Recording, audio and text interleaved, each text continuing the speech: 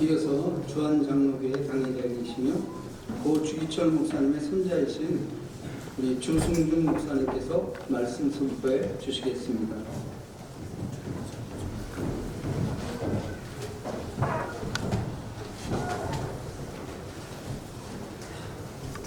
예, 우리 안산시 중년학회, 그리고 중년학회에서 우리는 3.1절 기념 감사 예배에 이 예배를 통해서 우리 하나님께서 영광 받으실 줄 믿습니다. 그래서 우리에게 아버지의 음성을 들려주실 줄 믿습니다. 기도하겠습니다.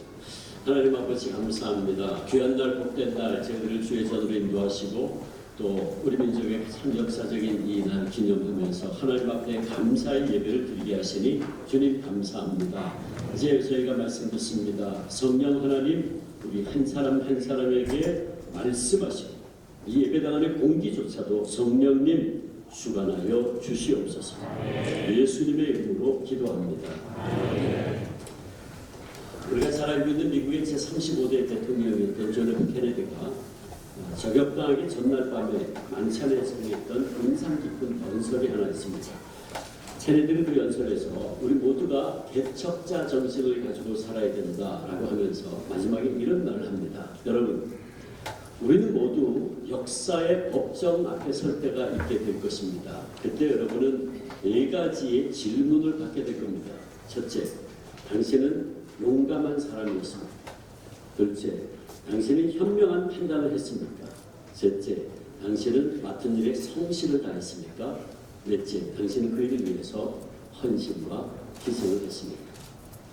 그는 이 연설에서 사람들에게 참으로 용기 있게 살았는지 아니면 적당히 타협하면서 비겁하게 살지는 않았는지 또 현명하지 못한 판단으로 인해서 후회스러운 일은 없는지 내게 주어진 일을 성실을 다해 감당했는지 그 일을 위해서 희생과 헌신을 했는지 물어보라고 요청했습니다.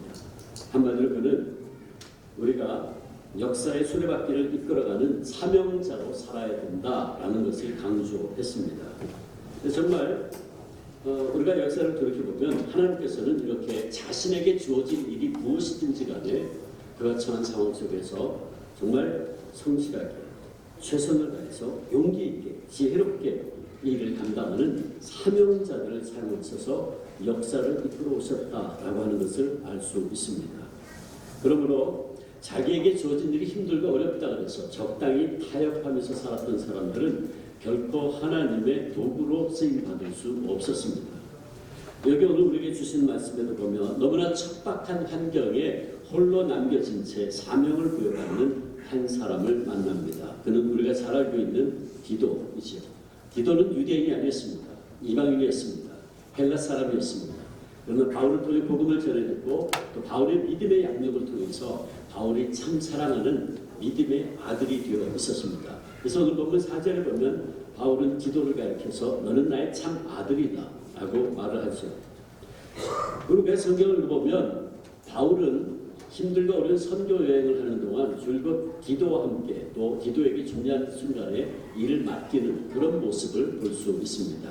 예를 들어서 갈라디아 2장 1절 보면 바울은 예루살렘 교회가 이방인들을 형제로 받아들일 것이냐 말 것이냐를 가지고 함께 모여서 총회를 할 때 사도행전 15장에 나오죠. 그때 이방인이었던 디도를 데리고 그 회의에 참석을 합니다. 그리고 그 회의에 참석해서 자기가 복음을 전하는데 하나님께서 이방인 중에서 얼마나 놀라운 표적과 이사를 통해서 역사하셨는지 모릅니다 라고 사도행전 15장 12절 보면 그렇게 간증 증언을 합니다.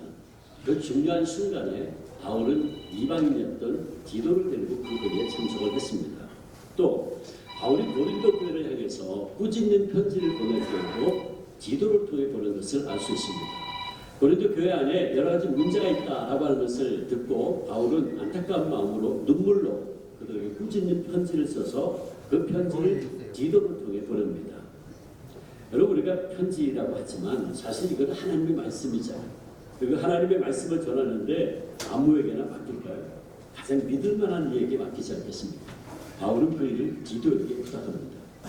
또 바울은 예루살렘 교회가 기근으로 인해서 어려움을 겪고 있을 때에 이방 지역에 있던 교회들의 부재 헌금을 모아서 그 당시 어머니 교회인 예루살렘 교회를 돕는 일을 하는데 바울은 그 일을 역시 또 디도에게 부탁을 합니다. 그리고 디도는 자원하는 마음으로 그 일을 감당했다고 고린도후서 8장 16절 17절 보면 기록이 되어 있습니다.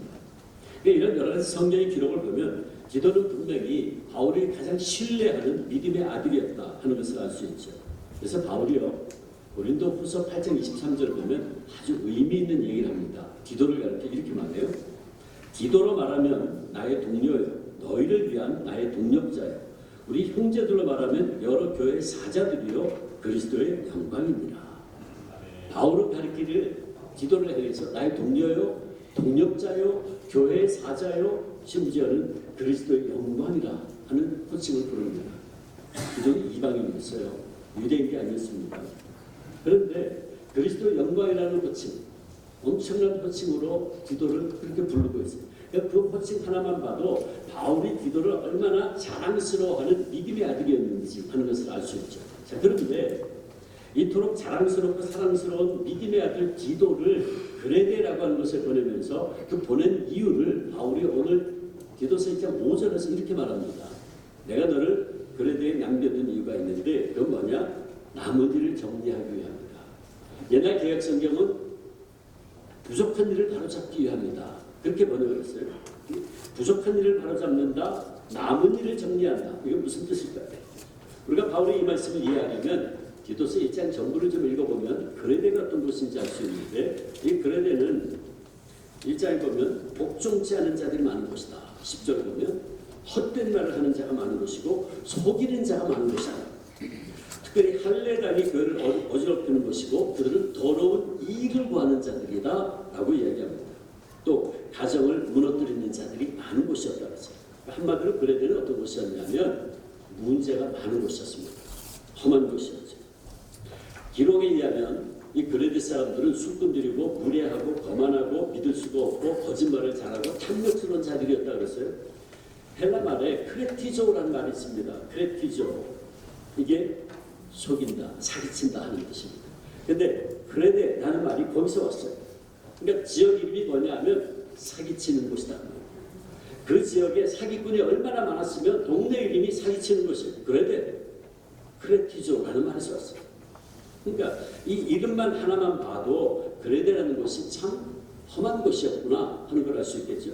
그래서 바울이 또 말하기를 디도서 1장 12절에 보면 옛날에 그레데 어떤 선지자가 그레데 사람들한테 이런 말을 했는데 그 말이 맞다 참되다 그랬어요. 1장 12절 그레데인들은 항상 거짓말쟁이이며 악한 짐승이며 배만 위하는 게으름맹이라 하니 이 증언이 참되구나. 그 말이 맞다는 거예요. 고대 저술가인 폴리비우스라는 사람이 있었는데 그가 그레데 사람들에 대해서 이런 기록을 남겼어요. 탐욕과 허세가 그레데 토양에 본래부터 뿌리내리고 있으므로 그들은 어떤 식으로 수입을 얻든지 상관하지 않는 유일한 백성이다. 자기들 배를 채우기 위해서 거짓말하고 사기치고 심지어는 남을 해쳐서라도 내 배만 채우면 고말이다 라고 말하는 유일한 백성. 이게 그레데 사람들이에요. 자, 그렇다면 여러분 생각해 보세요. 이게 그레데의 모습이라면 바울이 사랑하는 아들 디도에게 이렇게 말해야 될 것 같아요. 상식적으로 하면 디도야, 아들아, 내가 너를 그 문제 많은 곳에서 데리고 나온 데는 이유가 있다 라고 말해야 될 것 같아요. 사랑하는 아들에게, 아들아, 내가 너를 그 힘든 곳에서 끄집어낸 데는 이유가 있어. 그렇게 말해야 될 것 같아요. 근데 바울은 반대로 얘기했어요. 디도야, 내가 너를 거기에 남겨둔 이유가 있다. 옛날 개혁 성경은 떨어뜨려둔 이유가 있다 그랬습니다. 반대로 얘기했죠. 그 디도도 아버지, 날 왜 이렇게 힘든 것을 두십니까? 날 좀 후방으로 빼주시지 왜 날 이렇게 최전방에 둬서 날 고생시키십니까? 불평하지 않았습니다. 성도 여러분, 바로 여기에 오늘 이 시간 우리가 들어야 될 하나님의 메시지가 있습니다.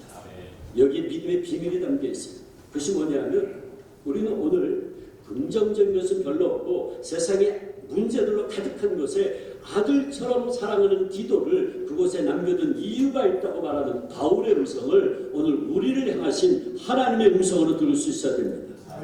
하나님께서 우리도 문제 있는 그레데에 남겨두신 데는 이유가 있다는, 무슨 이유, 어떤 것이 무엇입니까? 남은 일을 정리하기 위함이다. 부족한 것을 바로잡기 위함이라는 거예요. 디도는 문제 많은 그레데에 홀로 남겨져 있을 때에 바울로부터 편지를 받습니다. 내가 널 거기 남겨둔 데는 이유가 있다. 부족한 것을 채우기 위함이라는 거예요. 바울은 언제인지 모르지만 그레데를 방문해서 교회를 세웠어요. 그리고 우리가 알지 못하는 이유로 그곳을 떠날 수밖에 없었습니다. 따라서 그레데에 남겨진 교회는 많은 미완성된 과제들이 남아 있었어요. 그거를 남은 일이 있다, 부족한 것이 있다라고 말하고, 어떤 문제가 있었나?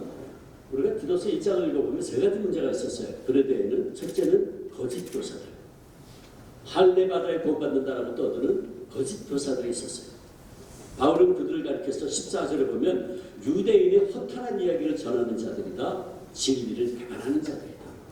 오직 예수 그리스도를 믿음으로 말미암아 구원받는다라고 하는 복음의 진리를 배반하는 자들이다. 이런 거짓 교사들 문제가 있었어요. 그런가 하면 교회를 계속 든든히 세워가는 데 있어서 필요한 기둥 같은 존재들인 장로들, 즉 리더십을 세워야 하는 문제가 있었어요. 교회를 개척했어요. 못 떠날 수밖에 없었어요. 아직 리더십을 못 세웠어요. 그래서 디도서 1장 6절 보면 장로는 이런 사람이 되어야 된다. 7절, 8절, 9절 보면 감독, 오늘날 목사는 이런 사람이 되어야 된다. 설명하는 이유가 거기 있어요. 아직 리더십을 못 세웠어요. 세 번째, 가장 심각한 문제인데 16절 보면 그레데 교인들 가운데 이런 자들이 있었다. 어떤 자들? 하나님을 시인하나 행위로는 부인하는 자들이 있었다. 말로는 나 하나님 믿습니다. 나 교회 나갑니다. 나 집사입니다. 권사입니다. 장로입니다. 목사입니다. 말은 하는데 삶을 보니까 하나님을 안 믿어. 자기가 하나님이야. 자기 마음대로 살아. 그런 일이 있었다는 거예요. 하나님의 시인하나 행위로는 부인한다. 그런 자들은 어떤 자들인가? 16절 보면 복종치 아니하는 자들이고 모든 선한 일을 버리는 자들이다.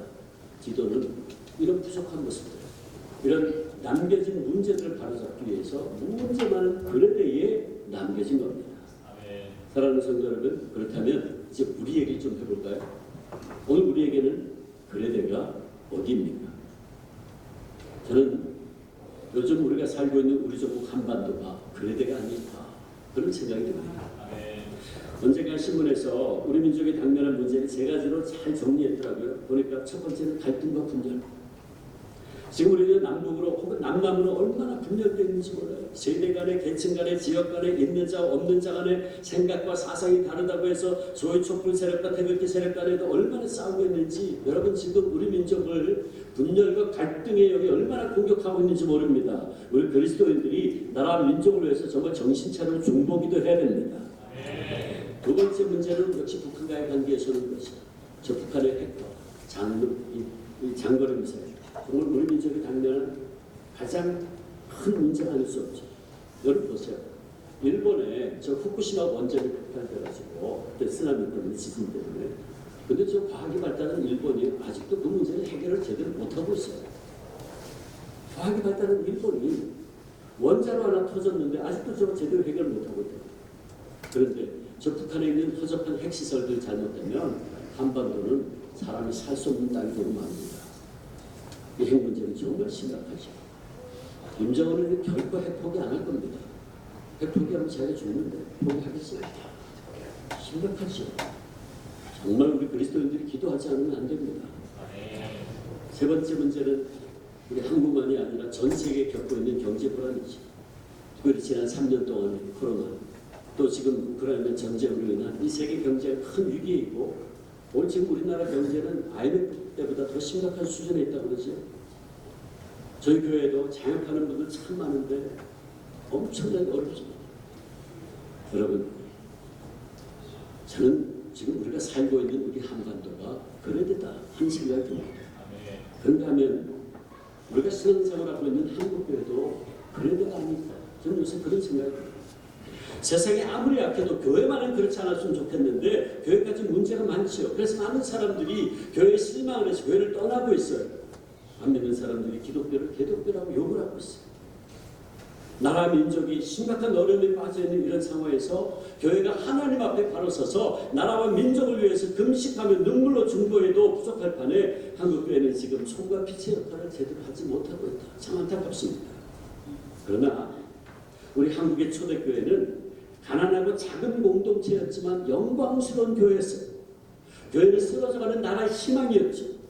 가난하고 병든 이들, 천대받은 사람들이 교회로 나왔어요. 기울어져가는 나라와 민족을 구하려고 젊은이들이 교회로 몰려들었어요. 1919년 우리가 잘 아는 대로 3.1운동 당시 2천만 민족 중에 100분의 1%인 20만 명 정도가 기독교인이었는데 3.1운동 대표 33인 중에 절반인 16분이 기독교인이었어요.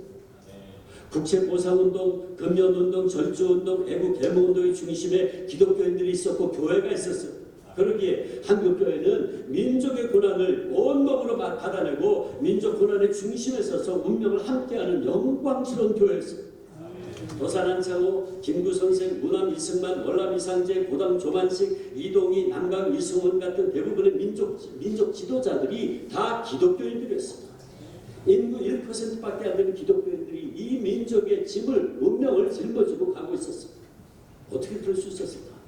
그들은 작은 공동체였지만 예수 그리스도의 이름이 주는 놀라운 능력을 소유하고 있었기 때문이었습니다. 그래서 한국교회는 나라를 잃어버리고 온 민족이 도탄에 빠져 있을 때 우리 민족의 유일한 소망이고 위로요 능력이었어요. 김구 선생이 얼마 전에 문서 발견했어요. 김구 선생이 한 유명한 말이 있는 그게 문서로 발견됐어요. 경찰서 10개 세우는 것보다 교회 하나 더 세우는 것이 낫다 그랬어요. 경찰서 10개 세우는 것보다 교회 하나 세우는 게 더 낫다. 그만큼 한국 초대교회는 이 사회로부터 신뢰받는 공동체라는 말이죠. 그런데 지금 한국교회는 안면인들로부터 신뢰받지 못하고 어려운 가운데 있습니다. 우리 한국교회 현장이 그럴 때가 아닌가. 그런가 하면 아마도 우리들 가운데는 가정과 일터에 문제가 있는 분들이 있을 거예요. 사업의 문제로 고통받는 분도 있을 것이고 자녀들의 문제로 한숨 짓고 있는 분도 있을 것이고 우리 젊은이들 가운데는 진로 문제로 직장 문제로 고민하는 이들이 있을 거예요.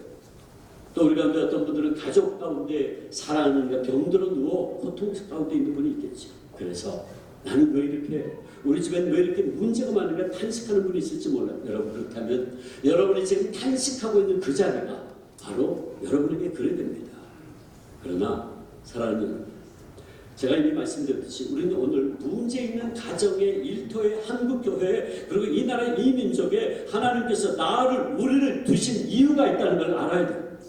우리는 세상에 어려운 문제들로 가득한 곳에 아들처럼 사랑하는 디도를 남겨둔 이유가 있다고 말하는 바울의 음성을 우리를 향하신 하나님의 음성으로 들을 수 있어야 되는데 그것이 뭐냐? 하나님께서 바로 우리를 통해 문제 있는 것에 그 문제를 회복하기 위해서 그 부족함을 채우기 위해서 그 상처를 치유하기 위해서 저와 여러분을 그 자리에 두셨다는 사실. 다시 말해 우리 가정의 아픔과 일터의 문제와 한국교회의 문제와 이 나라 이 민족의 문제의 부족함을 채우기 위해서 하나님께서 오늘 저와 여러분을 지금 이 자리에 부르고 계신다는 말씀입니다. 그러므로 우리는 이 그레데 현실에서 이 한반도의 현실에서 한국의 문제 가운데서 우리 가정의 어려운 상황에서 나의 문제 많은 일터에서 그리고 내가 전 문제 가운데서 도망치려고 하지 말고 왜 나에게만 이런 어려움이 계속되나 원망하지 말고 오히려 하나님께서 이 문제 있는 곳에 나를 남겨두신 이유가 있다. 사명의식을 가지고 그것을 발견할 수 있어야 돼요. 그러므로 우리 그리스도인들은 문제 가운데 있을 때 문제를 다시 돌아볼 필요가 있어요. 그리고 그 속에서 내 존재의 의미를, 내 사명을, 내 가치를 발견할 수 있어야 돼요. 세상 사람들은 문제가 있으면 도망칩니다. 회피합니다. 외면합니다. 왜? 모든 게 그냥 저절로 우연이니까. 내가 그 자리를 피하면 그만해요. 그들에게 신앙인의 태도가 아니죠. 우리 신앙인들은 오히려 문제 가운데서 내 존재의 의미를 역설적으로 발견할 수 있어야 돼요. 여러분, 이 세상의 모든 것은 지금도 여전히 하나님의 섭리와 하나님의 주권에 의해서 움직였습니다. 우리는 이 하나님의 섭리와 주권 사상을 철저히 믿고 고백하는 사람들. 그렇다면 우리에게 일어난 어떤 일도 우연은 없어요. 우연은 없습니다. 하나님의 섭리, 하나님의 뜻만 있을 뿐입니다. 따라서 우리는 우리에게 일어난 어떤 일들 속에서 때로는 그리 힘들고 어렵다고 할지라도 그리 내게는 너무나 괴로운 일이라고 할지라도 우리가 제일 먼저 생각해야 할 것은 하나님께서 왜 나를 여기에 두셨는가? 그걸 묻으셔야 돼요. 그걸 물어야 돼요. 그리고 그 속에서 역설적으로 내 사명을 발견할 수 있어야 돼요. 저는 여러분이 지금 구체적으로 어떤 상황에 처해 있는지는 몰라요. 그러나 여러분이 어떤 상황에 처해 있든지 간에 문제 있는 그곳에서 그 문제를 회복하기 위해서, 그 부족함을 채우기 위해서, 그 상처를 치유하기 위해서 하나님이 저와 여러분을 그 자리에 두셨다는 것을 기억하십시오. 이것이 바로 하나님 부름받은 우리 성도들이 가져야 할 바른 신앙의 태도입니다. 하나님께서 나를 고통스러운 곳에, 문제 있는 곳에 남겨두신 이유가 있음을 믿음의 눈으로 바라고 온갖 종의 고난과 시련을 승리하겠습니다. 일제시대 신사참배를 반대하시다가 순교하신 주기철 목사님. 주기철 목사님 제게는 개인적으로는 친할아버님이십니다. 저는 주기철 목사님의 셋째 아들의 둘째 아들입니다. 어렸을 때부터 할아버님 얘기를 참 많이 듣고 자랐어요. 요즘 생각해보면 주기철 목사님, 그분은 정말 그레드에 남겨진 기도와 같은 분이었다. 저는 그런 생각이 듭니다. 일제강점 아래 7년 동안 5차례 감옥에 끌려가서 온갖 종류의 고문을 당하다가 결국 감옥에서 순교하셨습니다. 언젠가 저희 아버님, 제 선친께서, 할아버님께서 감옥에서 잠깐 가석방돼 집에 오셨을 때 할머니에게 하시던 말씀을 듣고, 그러니까 목사님이 당신 아내니까, 저희 할머니 부인이니까 어떤 말인지 하자 하소연하듯이 하는 말을 저희 아버님이 여기서 듣고 저한테 전해준 얘기가 있어요. 그 목사님 그러더래요. 감옥에서 별의별 고문을 다 당했는데 그 중에서 정말 견디기 힘든 고문이 두 가지가 있다고. 하나는 잠을 안 재우는 고문. 잠을 안 재우는 고문이 뭐가 그렇게 힘들겠나 싶지만 여러분 생각해 보세요. 사람을 한 주일, 두 주일, 한 달이고 잠을 안 재우면 어떻게 될까요? 돌아버립니다. 여러분 일제시대 때 잠 안 재우는 고문 당해서 정신 이상된 독립운동가들 많습니다. 목사님도요. 차라리 때리고 찢고 뽀뽀하는 고문은 견디겠는데 잠을 안 재우니까 나중에는 정신이 흐려지고 몽롱해져가지고 당신도 모르는 사이에 우상 앞에 절하게 될까봐 그게 더 스트레스가 돼서 그게 너무너무 고통스럽다는 거예요. 또 하나는 뭐냐면 일본 사람들이 참 잔인했어요. 목사님을 아랫도를 빨가벗겨 놓고요. 널판 지역에 눕혀놓고는 밧줄로 꽁꽁 묶어 손가락도 움직이지 못하게 묶어놓은 아랫도를 빨가벗기고 묶어놓은 상태에서 일제가 무슨 짓을 했는 줄 아십니까? 목사님 묘도에 새꼬챙이를 쑤셔놨어요. 여러분 상상해 가서 남자의 생식기에다가 새꼬챙이를 쑤셔놨어요. 그런 목사님도 그 고문을 당할 때는 칼로 아랫도리를 점여낸 듯한 그런 극심한 통증에 기절을 하기를 여러 번 하셨다는 거예요. 그리고 그 고문 당하고 나면 감옥 안에서 한 달이고 두 달이고 소변을 볼 수 없어서 그 고통에 바닥을 기어다니고 오고 울었다는 거예요. 그게 너무너무 힘들었대요. 이런 고문은 계절도 없이 7년간 계속됐는데 특별히 추운 겨울은 혹독한 세월이었다. 한번 할머니께서 며느리 가셔서 사복을 솜을 넣은 옷을 넣어드렸더니 목사님이 그걸 받으시다가 제발 옷 속에 솜 넣지 마시오 그러더래요.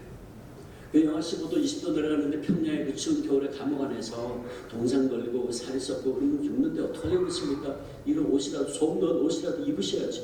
목사님이 이렇게 말씀했어요. 내가 일일이 설명을 해야만 알겠소. 내가 입을 열면 엄살이 될 것 같아 말하기가 싫었습니다. 고문이 끝난 뒤에 돌아온 무렵이면 내 옷은 피에 흠뻑 젖습니다. 그 피가 두툼한 솜에 스며들어서 가리질 않습니다. 피에 젖어 축축한 옷 밑에서 터진 살이 자꾸 골무면 고름이 흐르고 피와 고름이 섞여서 얼어붙으면 그것이 칼처럼 다시 내 살을 찢습니다. 고문 끝에 기절을 하면 일제가 양동이로 찬물을 끼웠는데 그 찬물이 옷에 배어서 피와 고름이 함께 얼어붙으면 나는 옷 얼음판 위에서 떨게 되는 거예요. 그러니 제발 속 넣지 마시오. 내 한마디 더 하니까 고문 끝에 감방으로 돌아가면 간수가 하루두끼 저 문 입구에 식구통에다 콩밥을 끼워주는데 그걸 내려서 먹어야만 됩니다. 때로는 그걸 먹지 않고 죽고 싶은 생각이 한두 번이 아니었지만 그것도 하나님의 뜻을 거역하기에 그럴 수가 없습니다. 그러나 내가 그 콩밥을 먹으려면 뭉그러진 내 육체를 바로 세울 수가 없어서 언제나 기어서 다가가야 됩니다. 그럴 때마다 시멘트 바닥에 쓸리는 피가 엉킨 채 얼어서 뻣뻣한 옷이 내 상처를 또 쑤셔놔 그것이 터지고 피고름이 흘러서 밥을 먹는 고통이 또 하나의 고문이 되고 맙니다. 그러니 제발 손 넣지 말라는 거예요. 손 넣지 않으면 피가 흘러도 시멘트 바닥으로 다 흘러버릴 것이고 그들이 찬물을 끼얹어도 나중에 쉽게 마를 테니 차라리 추위를 견디는 게 더 낫소. 미안합니다. 이런 말 하지 않는 거지만 당신이 이번 형편을 너무 모르는 것 같다 내가 얘기했어. 목사님 평소에 감옥에 있을 때도 수갑에 채워져지고 수갑 안에 쇠고랑이 달려있고 쇠고랑 끝에는 큰 쇳덩어리가 달려있었더라고요. 그 천근 무게에 샀던. 그래서 한번 움직이려면 뼈만 남은 어깨가 뒤로 제껴져가지고 너무나 고통스러운데 식사 시간에 저 식구토에다가 그 콩밥을 끼우시면 그걸 먹으려면 이렇게 해서 무릎을 기어가야 돼요. 그 질질 끌고 가서 그거를 입으로 떨어뜨려서 개처럼 핥아먹어야 되는 거예요. 손을 쓸 수도 없어요. 그래서 그 고통과 그걸 먹는 거 어느 게 더 낫게 그냥 그거 안 먹고 죽고 싶은 생각이 여러 번 있었다는 거지. 그는 굶어지기로 했던 자신의 생각을 들어갔습니다. 이렇게 고백했어요. 나는 아직 죽음에 이르지 않지 않았는가. 이 쇳덩어리의 무게가 주님께서 십자가에 매어 달려 겪으신 그 고통의 무게에 비교할 수 있나. 그러면서 그는 한 뼘 콩밥을 향해 기어갔다. 그를 이렇게 고백했습니다. 고난과 고통의 시간을 단축하려는 내 의지가 있다면 그것도 주님 앞에 말할 수 없는 죄입니다. 저 밥은 일본이 주는 밥이 아니라 주님이 내게 주시는 밥이다. 저 밥을 먹는 것이 성찬이다. 이 시간은 일본이 내게 주는 고난의 시간이 아니라 주님이 나와 함께 하시는 시간이다. 저 밥을 먹고서야 주님과 더 가까워질 수 있다. 나를 기념하라 하시며 떡과 포도주를 나누어 주신 주님의 뜻은 주님께서 겪으신 모든 걸 잊지 말고 간직하라는 뜻이 아닌가. 예수님, 그분이 겪으신 수치를 기억하기 위하여 나는 저 밥을 먹어야 된다. 예수님의 참혹한 저형과 십자가에서의 죽음을 내 영혼과 내 몸에 새겨넣기 위해서 나는 이 쇠사슬을 이끌고 저 밥을 향해 나아가 개처럼 하늘도 쳐는 짐승처럼 나는 저 밥을 먹어야 된다. 주님, 나 같은 곳에게도 이런 일을 허락하십니까? 나 같은 것도 주님의 그 지옥에 감히 참여케 하십니까? 그는 이렇게 고백하면서 쇠사슬과 쇳덩어리의 뼈를 으스러 펴가면서 밥덩어리를 입으로 물어다가 한 입 눈물과 함께 씹었다고 합니다. 십자가의 죽음을 당할 수밖에 없었던 예수님의 생애를 더듬으면서 자신에게도 그 길을 갈 수 있는 특권을 주신 주님께 오히려 감사하면서 그렇게 고문을 당하다가 한 번은 일제가 회유작전으로 목사님을 3일간 가석방시킨 적이 있어요. 그때 소식을 듣고 달려가신 저희 할머니께서 목사님에게 하신 첫 마디는 이거였어요. 목사님, 승리요. 목사님 혹시 타협하고 남은 거 아닙니까? 그런 질문이었죠. 사흘 말미를 받았습니다. 저희 할머니께서도 이렇게 말했어요. 목사님, 그렇다면 다시 가셔야 됩니다. 어머님 아이들 걱정 마시고 다시 가셔서 신앙을 지키시고 순교하십시오. 목사님은 조선교회의 미랄이 되어야 됩니다. 목사님 맡으시는 그뿐입니다. 조선교회가 많은 열매를 맺도록 하실 의무를 주님께서 목사님에게 주신 것 잊지 마세요. 목사님이 순교하세요. 조선교회가 무너지지 않습니다. 목사님이 순교하세요. 조선교회가 굳굳이 서 있을 수 있습니다. 목사님 결코 살아서 이 붉은 벽도 나오면 안 됩니다. 언젠가 저희 할머니께서 그때를 회상하시면서 저희 아버님에게 이렇게 얘기했다 그래요. 아들아, 그때 그것은 내 목소리가 아니었어. 분명 내가 말하고 있었는데 내 귀에 들려오는 건 내 목소리가 아니었어. 그건 내가 준비한 말도 아니야. 마치 누군가가 시켜서 써준 문장을 읽듯이 술술 흘러나오던 그 말은 내 생각, 내 뜻이 아니었어. 성령 하나님이 그 순간 사모님을 통해 목사님에게 그렇게 말씀하신 것이죠. 그리고 저희 할머니는 그때 울면서 계속 이렇게 말했다 그래요. 목사님 용서하세요. 목사님 용서하세요. 단 한 며칠이라도 제가 대신 할 수만 있다면 이 곤욕을 대신 치르고 싶습니다. 목사님 그러면 어찌하겠습니까? 내일 모레 다시 가셔야 한다면 가셔야지. 목사님이 일본 앞에 두 손을 드시는 것은 산저인교의 패배요 조선교의 행복입니다. 아니, 조선 그리스도는 전부의 행복이지. 이제는 누가 보내도 목사님이 일본 천황과 영적 전투 시작한 겁니다. 사탄과의 싸움이 시작한 겁니다. 당당히 나가 싸우셔야죠.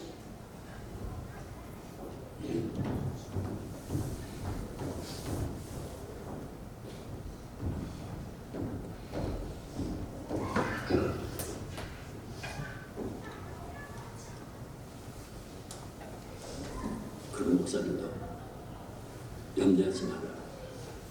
처음에는 내가 십자가를 지고 있는 줄 알았는데 이제 와서 돌아보니 주님의 십자가가 나를 지고 있다. 그러면 나는 승리할 수 있을 겁니다. 내 결코 살아서 이 붉은 벽돌 나오지 않을 겁니다. 그러고 다시 들어가셨습니다. 그리고 마침내 7년 동안의 모든 고문과 고난을 견디고 순교하심으로 승리했습니다. 그분의 시신을 모시고 왔을 때 많은 사람들이 울고 있었습니다. 그때 저희 할머니께서, 사모님께서 이렇게 얘기합니다. 여러분, 지금은 울 때가 아닙니다. 지금은 울 때가 아닙니다. 이제부터 우리가 기도해야 하는 때가 왔습니다. 주지철 목사님은 나약하고 힘이 모자라서 그리고 무식해서 좋은 것이 아닙니다. 당연히 말해야 될 때 보리가 될 수 없었습니다. 당연히 가야만 할 길을 도망치거나 피해가고 싶지 않아서, 당연히 죽어야만 할 시간에 살아남아 있을 수가 없어서 그냥 죽음을 택한 것입니다. 그리스도와 함께 십자가를 지는 사람만이 그리스도와 함께 영광을 누릴 수 있습니다. 아멘. 목사님의 승리를 우리가 당당히 누리려면 이제부터 우리가 기도해야 됩니다. 조선교회 앞날을 위하여 기도해야 됩니다. 소리내어 울지 마십시오. 지금은 울 때가 아닙니다. 지금은 울 때가 아닙니다. 사랑하는 안산지역 성도 여러분, 주기철 목사님과 오정무 사모님은 너무나 고통스러운 현장에 있었지만 그는 하나님께서 자신들을 그곳에 남겨두신 이유가 있다는 것을 알았습니다. 그것은 무너져가는 조선교회를 끝까지 떠받치기 위함을 알고 있었습니다. 그렇게 그들은 그곳에서 힘들다고, 괴롭다고, 두렵다고 도망치지 않았습니다. 다만 하나님께서 우리를 여기에 남겨두신 이유가 있다고 고백하고 그 길을 따라감으로 승리했습니다. 나를 여기에 남겨두신 목적을 이뤘습니다. 그러므로 사랑하는 성도 여러분, 우리들도 문제 많은 곳에서 도망치는 자들이 되지 말고 디도처럼, 그리고 3.1운동 때 우리 신앙의 선배들처럼, 그리고 순교자들처럼 하나님의 뜻을 이루어 부족함을 채우는 자들이 됩시다. 하나님께서 오늘 우리도 문제 있는 가정에서, 일터에서, 교회에서, 그리고 우리 조국 한반도에 살면서 우리에게 주신 사명과 은혜를 바르게 간직하고 살라고 말씀하십니다. 하나님께서 우리에게 어떤 어려움이 있고 어떤 문제가 있다고 할지라도 오히려 하나님께서 나를 여기에 두신 이유가 있다. 그 말은 나를 통해, 우리를 통해 이 부족함을 채우기 위함이다. 사명의식을 가지고 최선을 다하는 사명자의 삶을 살라고 오늘 우리에게 말씀하십니다. 그러므로 우리 모두 이제 사명자 되어 부족함을 채우는 자들이 됩시다. 그 결과 모두가 다 힘들다고 아우성치고 있는 이때에 우리 안산 지역에 있는 모든 성도들이 가는 곳마다 부족함이 채워지고 남은 일이 정리되고 상처가 치유되고 회복되는 역사가 있어지기를 축원합니다. 우리가 이렇게 사명자의 삶을 살 때 주님께서 우리 모두에게도 이렇게 말씀해 주실 것입니다. 사랑하는 안산 지역의 성도들아, 너희들은 나의 동료야. 너희들은 나의 동력자들이야. 너희들은 교회의 사자들이야. 너희들은 나의 영광이구나. 너희들은 나의 영광이구나. 이 귀한 주님의 음성을 다 들을 수 있는 우리 모두가 되시기를 주의 이름으로 축원합니다. 기도하겠습니다. 주님, 왜 나에게만, 왜 우리에게만 이런 어려움이 있는지, 문제가 있는지 이해할 수 없었습니다. 그래서 원망도 했었습니다. 불평도 했었습니다. 그것이 아님을 알았습니다. 하나님께서 우리를 그 자리에 두신 것은 그 부족함을 채우라고, 그 남은 일을 정리하라고, 그 상처를 치유하고 회복하라고 우리를 그곳에 두신 것을 알았습니다. 오늘 없기는 우리 안산 지역에 있는 모든 교회들과 성도들이 하나님 남은 일을 준비하고 부족함을 채우라, 사명자로서의 삶을 온전히 살아 하나님께 영광이요 이 민족을, 나라 민족을 다시 이렇게 세우는 데 쓰임받는 귀한 당신의 종들이 다 되게 하여 주시옵소서. 감사하옵고 예수님의 이름으로 기도하옵나이다. 아멘.